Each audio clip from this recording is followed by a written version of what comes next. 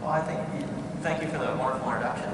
When I came into the city of Seattle, I was incredibly fortunate to have a supportive mayor who wanted to be visionary, Mayor Murray, and I had some great colleagues, Scott Kublick in our Department of Transportation and others, who were already starting to think about the ways that technology can improve our city. I also learned very quickly that we had a very strong advocacy community in Seattle that was very concerned about all the new tech that was showing up on city infrastructure.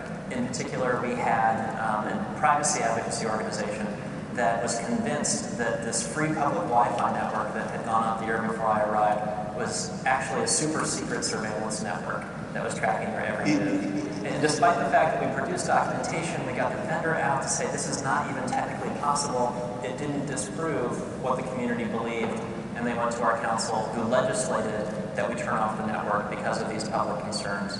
So it taught me very quickly that we weren't going to be successful in thinking about innovative new strategies until we got the community support.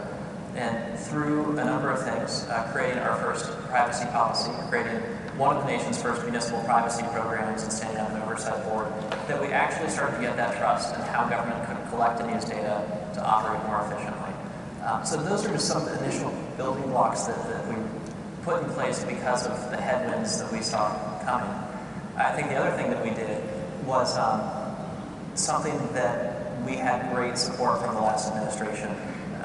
President Obama was very good through the Office of Science and Technology Policy at drawing mayoral attention to what his administration saw as the next areas of technology innovation. And smart cities was one of those. This was at Smart Cities Week here in DC in 2015 that he called for the creation of the Metro Lab Network, an organization that brought together cities and universities to collaborate on smart cities tech. And he also called upon mayors to put in writing with university presidents 3 projects on which they would collaborate. That leadership brought my mayor and our University of Washington president to the table, and then got department directors excited to come into this fold and say, yes, we're going to uphold this commitment to the folks in DC.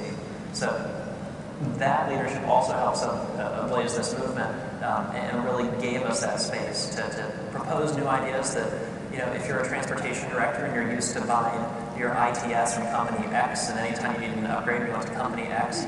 Now we said, let's take a look at what we can do with researchers. Let's take a look at what we can do with startup companies. And we have that airspace to cover to do some really cool things.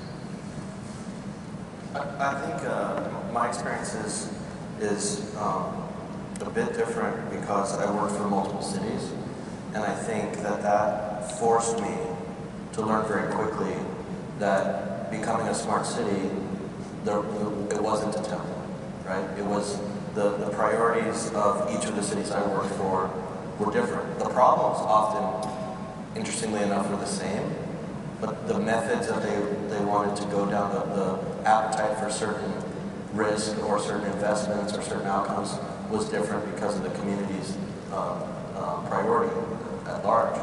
And so that taught me very, very quickly was becoming a smart city wasn't, first of all, it wasn't a destination. It was a journey. We've talked about that at length, right? The other is that what makes for a smart city is in the eye of the beholder, which is the city itself. And so in El Paso, it was all about, the efficiency of government. So the application of technology as a tool there was to feed the priority of being efficient, minimizing tax rates, maximizing the government's efficiency and service delivery.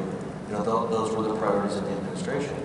I went to San Francisco, and dare I say, it was different, right? It was really about the size of the organization was by proportion significantly larger.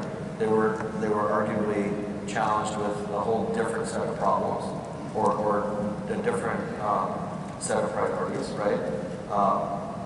Affordability and things that were of top level concern in San Francisco were not the main conversation I was experiencing in El Paso.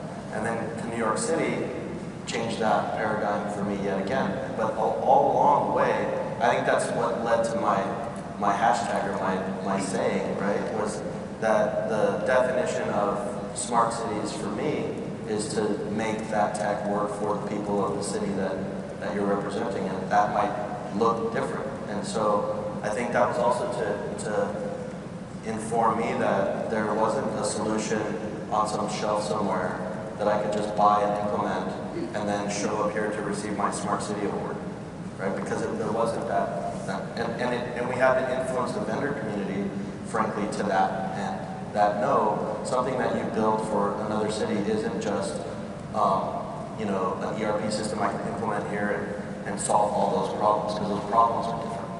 So I think that my takeaway was it was diversity that was important. And so to your question about what did you implement, it was different things in different places. Some things that I implemented that internally we thought made us smarter might not be something that this, you know, that the smart city industry would consider that way. So, for example, in El Paso, we did a whole bunch of work around infrastructure optimization and data centers in the network, and that was all about driving that efficiency goal, right? So if you asked internally in City Hall in El Paso then, we were becoming a smarter city because we were achieving those goals by way of using technology. And again, in San Francisco, it was the broadband conversation, broadband for all conversation that we really championed as an administration, I think. That was very important. And in New York, I think the primary accomplishment there was NYCX, which was about bringing the industry into the conversation of civic challenges differently than had been done before. But those are each equally successful because they were aimed at different priorities of those different communities. Cool. With that,